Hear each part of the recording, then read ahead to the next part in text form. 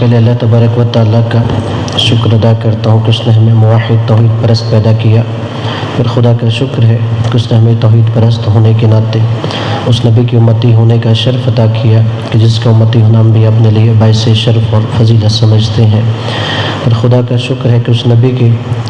امتی ہونے کی حیثیت سے اس نبی کے اعلیٰ طہار کی محبت و مودت پر ثابت قدم فرمایا۔ اللہ تبارک و تعالیٰ نے انسان کی تخلیق کے بعد اس کی ہدایت کا انتظام کیا۔ جہاں اللہ تبارک و تعالیٰ نے انسانوں کے لیے عبادات کو بیان کیا، معاشرت کو بیان کیا، معاملات کو بیان کیا، وہیں پر معاشرے میں زندگی گزارنے کے لیے کچھ آداب مقرر کیے، کچھ معاشرتی حوالے سے احکام بیان کیے۔ اگر قرآن مجید کی سورۃ الحجرات کو دیکھا جائے تو سورۃ الحجرات میں اللہ نے بہت زیادہ اخلاقی آداب کے حوالے سے احکام بیان کیے ہیں کہ انسان جس معاشرے میں رہے وہاں ادب کے لحاظ سے انسان کو کن چیزوں کا خیال رکھنا چاہیے۔ اللہ تبارک و تعالیٰ نے فرمایا یا ایھا الذین آمنوا لا یسخر قوم من قوم عسى ان یکونوا خیرا منہم،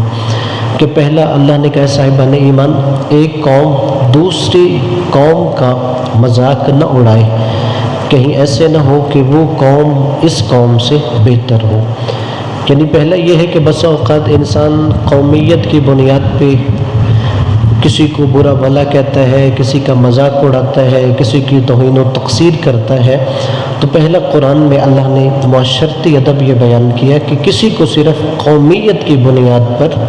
اس کا مذاق نہیں اڑانا چاہیے، شاید اللہ کی نگاہ میں وہ آپ سے افضل ہو۔ پھر کہا وَلَا نِسَاءٌ مِّن نِّسَاءٍ أَن يَكُنَّ خَيْرًا مِّنْهُنَّ، اور اسی طرح نہ عورتوں کو ایک دوسرے کا مذاق اڑانا چاہیے۔ ہو سکتا ہے کہ ایک عورت جس کا مذاق اڑایا جا رہا ہو وہ اس عورت سے بہتر ہو جو مذاق اڑا رہی ہے۔ پھر کہا وَلَا تَنَابَزُوا بِالْأَلْقَابِ، اسی طرح ایک دوسرے کو برے القابات سے نہ پکارو۔ بس اوقات ایک شخص کا ایک نام ہوتا ہے جو ماں باپ نے اس معنی اس لفظ کے اندر اس نام کے اندر کوئی اچھائی دیکھتے ہیں، بچے کے لیے معین کر دیتے ہیں، پھر معاشرے میں اس کو کوئی برا لقب دے دیا جاتا ہے اور اس برے لقب سے وہ لوگ پکار رہے ہوتے ہیں۔ نہیں، شریعت میں اس سے منع ہے، بلکہ اگر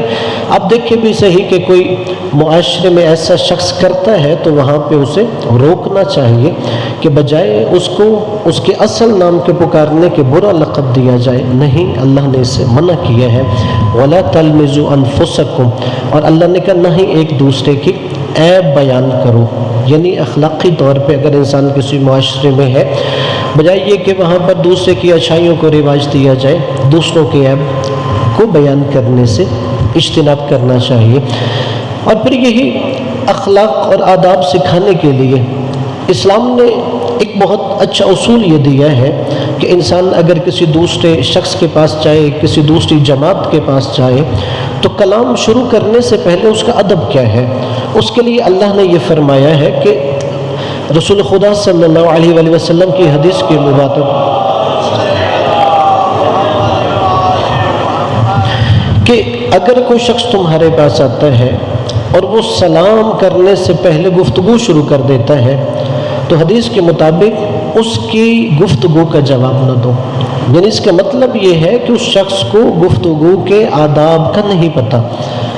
اور جواب دینے سے مراد یہ ہے کہ جب آپ جواب نہیں دیں گے وہ سوچے گا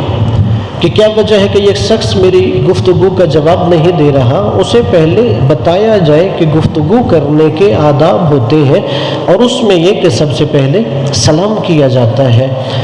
اور یہی وجہ ہے کہ پھر اگر سلام کے حوالے سے بھی دیکھا جائے، یہاں پر حضرت امام جعفر صادق علیہ السلام کا یہ قول ہے،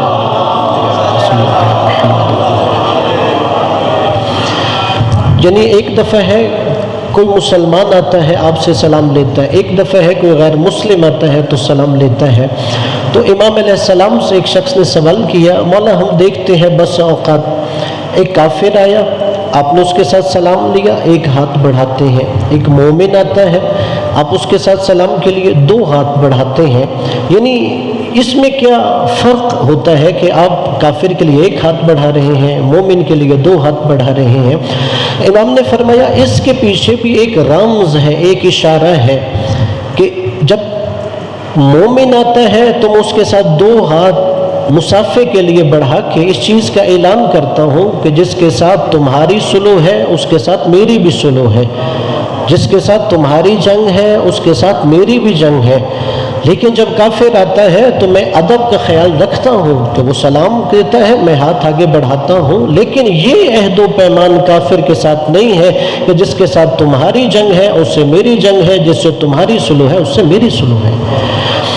یعنی ائمہ اہل بیت علیہم السلام نے بھی ایک پورا وہاں پر احکامات ہیں جو آداب سے متعلق ہیں، اور انسان کو اپنے معاشرتی زندگی میں ان آداب کا خیال رکھنا چاہیے۔ خود رسول خدا کے سامنے ایسے لوگ تھے جو آداب کا خیال نہیں رکھتے، اور اللہ نے پھر آیتیں نازل کی ان کو آداب سکھانے کے لیے کہ لا تقدموا بین یدی اللہ ورسولہ لا ترفعوا اصواتکم فوق صوت النبی، کہ دیکھو اللہ اور رسول سے آگے نہ بڑھ جایا کرو، اور اسی طرح گفتگو کرتے ہوئے اپنی آواز رسول کی آواز سے بلند نہ کر لیا کرو۔ اور پھر آگے انسان سمجھے کہ یہ تو بظاہر ایک اخلاقی مسئلہ ہے، اور اللہ نے کہا کہیں ایسے نہ ہو کہ اگر تم ان آداب کا خیال نہ رکھو تو تمہارے اعمال حبط کر لیے جائیں، تمہارے اعمال ضبط کر لیے جائیں، تمہاری نیکیاں بھی ختم کر دی جائیں، حالانکہ بظاہر یہ ایک ادب کا مسئلہ ہے۔ اور اسی طرح جیسے ہم اپنی روزمرہ کی زندگی میں ان چیزوں آداب کا خیال رکھتے ہیں، بے عین ہی چونکہ سوشل میڈیا استعمال کیا جاتا ہے تو وہاں پر بھی یہ آداب ہے۔ ایسا نہیں ہے کہ اگر میں گفتگو میں کسی کی غیبت کر رہا ہوں تب گناہ ہے، اور اگر میں سوشل میڈیا پہ کسی کی غیبت کر رہا ہوں تو اب وہاں پہ شریعت کا حکم نہیں ہے، بے عین ہی وہاں پر بھی یہ حکم ہوتا ہے۔ بلکہ اگر دیکھا جائے عام طور پہ بعض اوقات جو سیاسی پروگرامز ہوتے ہیں وہاں پر سیاستدان ہو یا کوئی افراد ایک دوسرے کی عیب جوئی کر رہے ہوتے ہیں، ایک دوسرے کی غیبت کر رہے ہوتے ہیں، حالانکہ ان چیزوں کا اخلاقیات کے اعتبار سے خیال رکھنا چاہیے کہ صرف سیاسی وابستگی کی بنیاد پر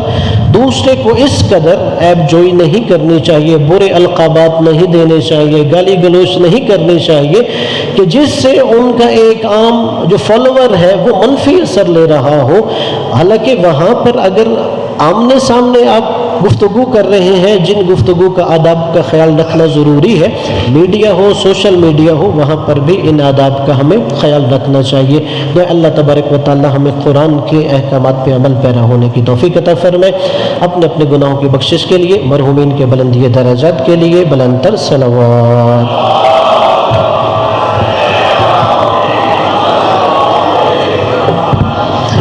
پھر اگر اس ہفتے کی اسلامی مناسبات کے حوالے سے عرض کروں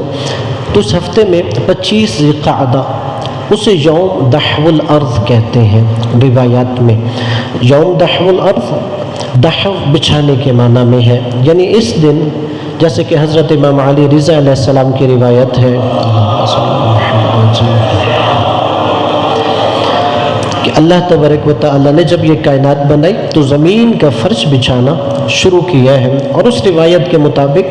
کہ قمری مہینے کے اعتبار سے اسی شب کو حضرت ابراہیم علیہ السلام اور حضرت عیسیٰ علیہ السلام کی ولادت بھی ہوئی ہے، اور امام علیہ السلام نے اس دن خاص طور پہ کچھ اعمال کی تاکید فرمائی ہے۔ امام علیہ السلام نے فرمایا کہ انسان کو اس دن روزہ رکھنا چاہیے۔ اگر کوئی انسان روزہ رکھتا ہے تو ایک روایت کے مطابق اسے 60 مہینوں کا اجر ملتا ہے، اور دوسری روایت کے مطابق اسے 70 سال کے روزے رکھنے کا اجر و ثواب ملتا ہے۔ اور اگر کوئی انسان اس شب میں عبادت کرتا ہے تو روایت کے مطابق اسے 100 سال عبادت کا ثواب عطا ہوتا ہے، یعنی انسان روزہ رکھے۔ دوسرا عمل اس دن غسل کرنا چاہیے۔ جتنے بھی ایام ہیں جہاں پہ غسل کی تاکید ہے وہاں پر بعض روایات میں اس طرف اشارہ ہے کہ جیسے انسان غسل کرتا ہے بظاہر تو ظاہری نظافت کا خیال رکھتا ہے، لیکن اس کے ساتھ اس کا معنوی اجر یہ ہے کہ انسان کے گناہ بھی جھڑتے ہیں غسل کرنے کی وجہ سے۔ پھر تیسرا عمل یہ ہے کہ 2 رکعت نماز پڑھنا مستحب ہے، کہ ظہر کے قریب 2 رکعت نماز یوم دحو الارض پڑھی جائے، سورہ فاتحہ کے بعد 5 دفعہ سورہ شمس کی تلاوت کی جائے، اور اس کے بعد ایک دعا پڑھنا مستحب ہے، اس کی تلاوت کی جائے۔ اور پھر خاص طور پہ یوم دحو الارض کی ایک دعا مذکور ہے مفاتیح الجنان میں، دیگر دعاؤں کی کتابوں میں، کہ انسان اس دعا کو تلاوت کرے اور اللہ تبارک و تعالی سے اپنے لیے خیر و برکت کی دعا مانگے۔ دعا ہے کہ اللہ تبارک و تعالی ہمیں ان احکامات پر عمل پیرا ہونے کی توفیق عطا فرمائے۔ اپنے اپنے گناہوں کی بخشش کے لیے بلند تر صلوات۔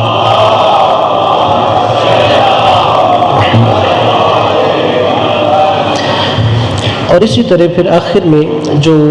پاکستان کے اور عالمی حالات کے حوالے سے خاص طور پہ عرض کروں گا، جیسے کہ اگر پاکستان میں دیکھیں، پاکستان کا عالمی سطح پہ اس وقت کردار بہت بہتر ہے کہ پاکستان امن کی بات کر رہا ہے، اور کہ جہاں پر جنگ ہو رہی تھی وہاں پر کوئی اس آگ کو بجھانے کے لیے آگے نہیں بڑھ رہا تھا، وہاں پر پاکستان نے اپنا عملی طور پر کردار ادا کیا۔ اور دوسری طرف اگر ان حالات میں داخلی طور پر دیکھیں تو ہر پاکستانی مہنگائی کی وجہ سے پریشان ہے۔ اب دیکھیں وہاں پہ 2 چیزیں ہوتی ہیں، کچھ چیزیں ایسی ہوتی ہیں کہ جو انسان کے دائرۂ اختیار میں نہیں، اس پہ انسان صبر کرتا ہے، اور کچھ معاملات ایسے ہوتے ہیں کہ جو انسان کے دائرۂ اختیار میں ہوتی ہیں، وہ مس مینجمنٹ ہوتی ہے۔ مثال کے طور پہ اگر سیلاب آتا ہے، سیلاب آنے کی وجہ سے میرا گھر کچا تھا وہ گر گیا، آپ کا گھر پکا تھا وہ بچ گیا۔ اب یہ نہیں کہیں گے کہ مجھ پہ عذاب آیا ہے، میرا گھر گر گیا ہے، اور آپ پہ یہ رحمت ہے، آپ کا گھر بچ گیا ہے، اس لیے میرا گھر گرا ہے، میرا گھر کچا تھا۔ اب ظاہری بات ہے کہ فطرتی قانون ہے، جب پانی آئے گا وہ مٹی کو بہا کر لے جائے گا۔ اور اسی طرح جس کا گھر پکا ہے، چونکہ اس نے گھر پکا بنایا تھا تو وہاں بارش آئی، اس کا گھر بچ گیا۔ تو لہٰذا یہاں پر ہم یہ نہیں کہیں گے، لیکن ہمارے جو کچھ اندر پاکستان میں داخلی مسائل ہیں وہ بہت زیادہ اس حوالے سے ہیں کہ انتظامی طور پر عوام کے لیے مشکلات پیدا کی جاتی ہے۔ اب مثال کے طور پہ میں نے 2 جمعے پہلے عرض کیا تھا کہ جیسے پیٹرولیم کی قیمتیں بڑھی، اور حالانکہ حکومت چاہتی تھی تو یہ کم کر سکتی تھی کہ وہاں پر جو لیوی لگائی ہے، جو وفاق کو ٹیکس جاتا ہے، اور 160 روپے اس وقت وصول کر رہے تھے، اب بھی تقریباً 103-105 روپے وصول کر رہے ہیں، یعنی سبسڈی نہیں ہے کہ حکومت نے اپنی جیب سے کوئی پیسہ دینا ہے، یعنی جو حکومت ہماری جیب سے نکال رہی ہے، اگر ہمیں ریلیف دینا چاہے تو کم از کم 100 روپیہ پیٹرولیم کی قیمت کم کی جا سکتی ہے۔ اب دوسری طرف اب گیس کے حوالے سے دیکھا جائے کہ LNG کے جو معاہدے کیے گئے کہ ان کی قیمتیں بڑھائی گئی ہیں، اب وہاں پر مس مینجمنٹ، یعنی اس عوام پر ظلم یہ ہے کہ جو LNG کا معاہدہ کیا گیا، کہ جب قطر کے ساتھ معاہدہ کیا گیا 10 سال کا، تو وہاں پر چونکہ ویسے تو وہ لیکوڈ گیس ہے، لیکن وہاں پر اسے بالکل -°C پہ برف بنایا جاتا ہے، اور کراچی میں 2 ٹرمینلز کے نجی کمپنیوں کے ساتھ معاہدے کیے گئے کہ وہاں پر اسے دوبارہ مایا گیس میں تبدیل کیا جائے گا، پھر عوام کو دیا جائے گا۔ لیکن اس میں معاہدے میں شرط کیا ہے، یعنی وہ جو 2 نجی کمپنیاں ہیں کہ اگر آپ کے پاس گیس پہنچے یا نہ پہنچے، حکومت آپ کو $15 ملین ہر مہینے ادا کرے گی، یعنی 400 سے زیادہ کروڑ، 4 کروڑ سے زیادہ ہے، 400 کروڑ سے، یعنی اب جنگ لگی ہے، قطر گیس نہیں بھیج رہا، لیکن ہماری حکومت وہ آپ کے ٹیکسز کے پیسے جس کی وجہ سے آپ کے بچوں کو تعلیمی سہولت دی جانی چاہیے، آپ کے بچوں کو صحت کی سہولت دی جانی چاہیے، وہ آپ کی ہماری جیبوں سے ٹیکسز کے نام پہ گیس کے بلوں میں ڈال کے ان کمپنیوں کو دیے جاتے ہیں۔ اور دوسری طرف حالت یہ ہے کہ چند مہینے پہلے تونسا کے اندر یہ بہت زیادہ ظاہر ہوا کہ کچھ بچوں کے اندر ایڈز آ گئی ہے۔ وہ ایڈز کیوں آئی کہ ایک انجیکشن سے 300 بچوں کو HIV دیا گیا ہے۔ یعنی ایک طرف یہ ہے کہ 300 بچوں کے لیے صرف ایک انجیکشن ہے۔ جب ان ہسپتال، سرکاری ہسپتال کے نمائندوں سے پوچھا گیا، انہوں نے کہا ہمیں حکومت دے ہی نہیں رہی، جب انجیکشن سرنجز نہیں دے رہی تو ہم کیسے آگے دے سکتے ہیں۔ یعنی وہاں پر حالت یہ ہے کہ ان کے پاس ایک سرنج سے وہ 300 بچوں کو HIV دے رہے ہیں، اور دوسری طرف حالت یہ ہے کہ 2 سرکاری ادارے جو ہیں نجی کمپنیوں کو پاکستانی حکومت کی جیب سے کم از کم ہر مہینے 400 کروڑ روپیہ دے رہے ہیں۔ اور پھر جب حکومت سے اگر آپ سوال کریں تو حکومت یہ کہتی ہے چونکہ جب گیس کا بحران تھا تو اب فوراً ہمیں گیس چاہیے تھی، ہم اپنا LNG ٹرمینل نہیں لگا سکتے تھے، اس لیے ہم نے ان کے ساتھ معاہدہ کر لیا۔ چلے معاہدہ آپ نے کر لیا، فوراً پیسے نہیں تھے، لیکن حکومت سال 2 سال کا ایگریمنٹ کرتی، کم از کم 10 سال کا ایگریمنٹ کیا گیا ہے، یعنی انہیں $15 ملین دیا جا رہا ہے، اور 2 سال جو انہیں کرائے کے مد میں دی جا رہی ہے، اس 2 سال کے اندر حکومت اپنا LNG ٹرمینل لگا سکتی تھی۔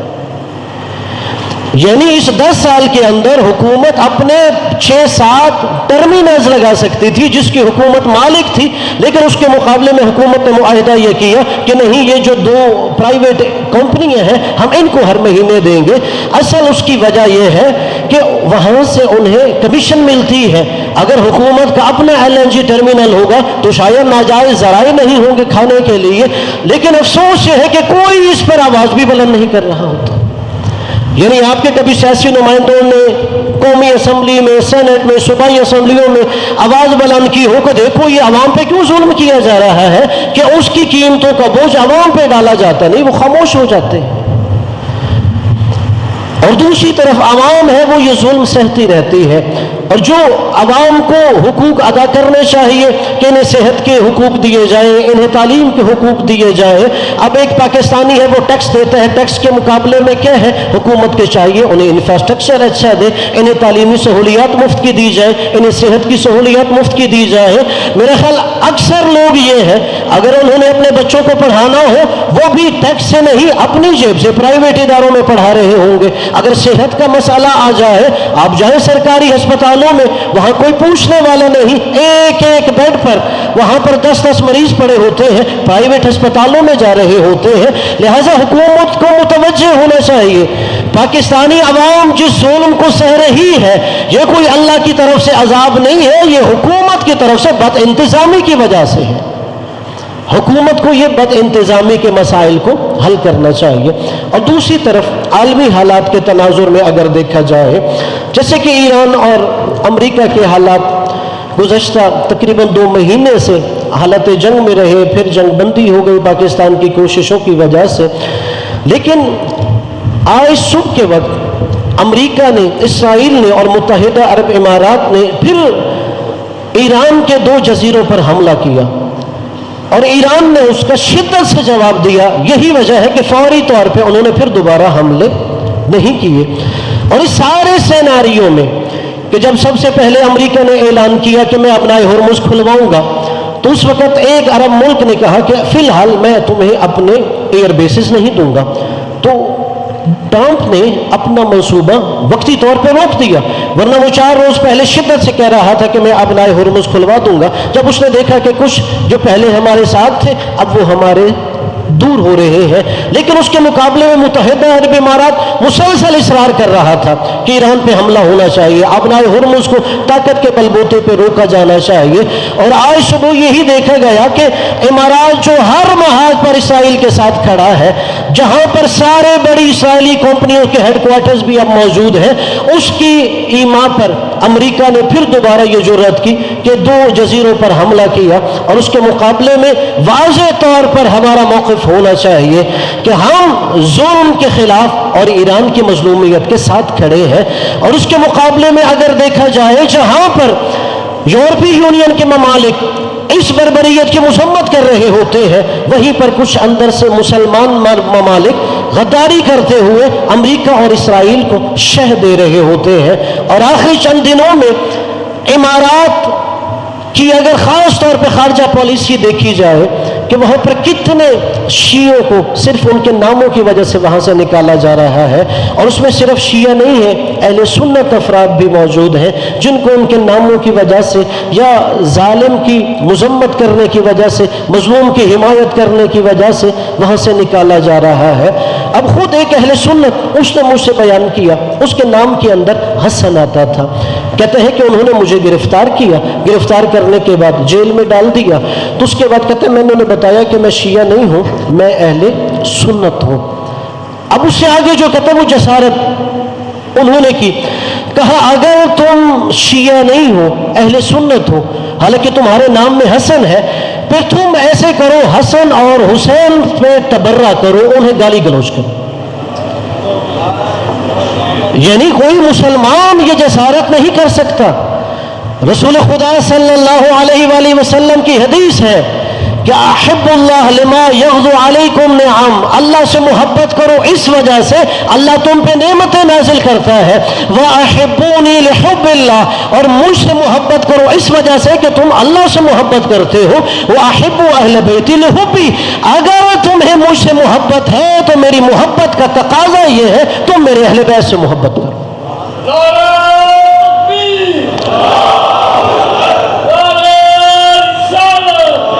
یا رسول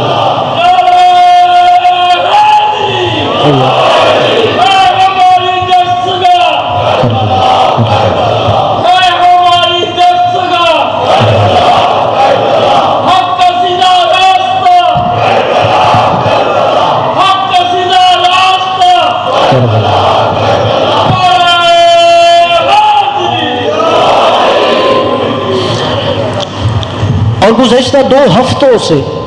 UAE میں جو شیعہ مساجد تھی وہاں پہ اذان کی آوازیں نہیں گونج رہی، ان مساجد کو بند کر دیا گیا، باجماعت شیعہ مساجد میں نمازوں پہ پابندی لگا دی گئی، صرف اس وجہ سے چونکہ یہ امریکہ اور اسرائیل کے مقابلے میں میدان میں موجود ہے۔ بس اوقات لوگ یہ کہتے ہیں کہ شاید بظاہر یہاں پر اگر ہمارے لیے مشکلات ہیں تو کیا ہمیں پھر وہاں پر ظلم کی مذمت نہیں کرنی چاہیے؟ یاد رکھو امیر المومنین علیہ السلام کا یہ فرمان ہے کہ اگر تم علی کے راستے پہ چلتے ہو، اگر تم شیعان حیدر کرار ہو تو یہ علی کی وصیت کا جملہ یاد ہونا چاہیے، کون للظالم خصما وللمظلوم عونا، کہ ظالم کے دشمن بن کے رہو، مظلوم کے مددگار بن کے رہو۔ اور اس کے لیے واضح طور پر ظلم کی مذمت کے لیے، مظلوم کی حمایت کے لیے یہ نہیں اس کا قوم قبیلہ یہ دیکھا جائے اس کی نیشنلٹی کیا ہے، اگر مظلوم غیر مسلم ہے تو اس کی بھی حمایت کرنی چاہیے، اگر کوئی ظالم آپ کا ہم فکر ہے اس کی بھی مذمت کرنی چاہیے۔ امیر المومنین حضرت علی علیہ السلام کی زندگی کا واقعہ ہے، جب امیر المومنین کے جو مسلمان لشکر تھا عراق کے ایک شہر انبار پہ انہوں نے حملہ کیا، جب فوج نے حملہ کیا اب وہ عیسائیوں کی بستی تھی، اب حملہ کرتے ہوئے فوجی نے دوڑتے ہوئے ایک عیسائی عورت کے پیروں میں پازیب ایک زیور دیکھا، وہ رکا اور اس نے عیسائی عورت کے پیروں سے وہ زیور اتروا لیا، اسے مارا نہیں، قتل نہیں کیا، کوئی اس پہ جسمانی ظلم نہیں کیا، لیکن نفسیاتی طور پہ جو اس پہ ظلم کیا کہ اس عیسائی عورت کے پیروں سے پازیب اتروا لیا گیا۔ جیسے ہی لشکر واپس کوفہ پہنچا، امیر المومنین علیہ السلام کو پتہ چلا کہ مسلمان حکومت کے لشکر نے یہ جسارت کی کہ عیسائی عورت کے پیروں سے پازیب اتروائی گئی۔ امیر المومنین نے سارے کوفہ والوں کو کہا جمع ہو جاؤ، لشکر والوں کو بھی جمع کیا، اور امیر المومنین علیہ السلام نے ایک جملہ ارشاد فرمایا جس سے پتہ چلتا ہے کہ امیر المومنین کس قدر اخلاقی اقدار کو پروان چڑھانا چاہتے تھے، خواہ میدان جنگ میں ہی موجود کیوں نہ ہو۔ امیر المومنین نے فرمایا اگر کوئی مسلمان اس بات پر افسوس کرتے ہوئے مر جائے جو مسلمان فوجی نے اس عیسائی عورت کے ساتھ کیا ہے تو اس کے مرنے پر علی کو کوئی افسوس نہیں ہوگا۔ اس لیے یہ کیسے ممکن ہے کہ تم کسی غیر مسلم عورت پر بھی ایسا ظلم کر رہے ہو؟ اگر امیر المومنین علیہ السلام کہ ہم امامت کا عقیدہ رکھتے ہیں تو ان کی امامت اور ولایت کا عقیدہ یہ تقاضا کرتا ہے کہ ہم ان کے راستوں پہ چلیں، ہم ان کی تعلیمات پر عمل کریں، اور دوسری طرف جو لوگ امیر المومنین علیہ السلام یا ان کی اولاد سے دشمنی رکھتے ہیں وہ ان سے کوسوں دور ہے۔ یہی وجہ ہے کہ آج اگر متحدہ عرب امارات ایسی پالیسیز بنا رہا ہے چونکہ وہ ہمیشہ سے اسلام وہیں سے لیا جو علی کے مقابلے پہ لوگ آتے رہے، اور یہی وجہ ہے کہ جب بنو امیہ کا اسلام جن لوگوں نے دیکھا تھا، اور جب 90 سال بعد عمر بن عبدالعزیز نے کہا علی پہ سب و شتم بند کر دیا جائے، تو نعوذ باللہ حران کا علاقہ جہاں کہ ابن تیمیہ بھی رہنے والا تھا، وہ لوگ تعجب کر کے کہتے ہیں کہ تم ہمیں عبادت سے محروم کرنا چاہتے تھے، یعنی ان لوگوں کی فکر میں اس قدر امیر المؤمنین کا بغض ڈالا گیا۔ یقیناً ہمیں شکر ادا کرنا چاہیے، اللہ تبارک و تعالی نے ہمیں امیر المؤمنین کی امامت کا عقیدہ نصیب فرمایا ہے، اللہ ہمیں ان کی تعلیمات پر عمل کردا ہونے کی توفیق عطا فرمائے۔ بسم اللہ الرحمن الرحیم، انا اعطیناک الکوثر فصل لربک وانحر۔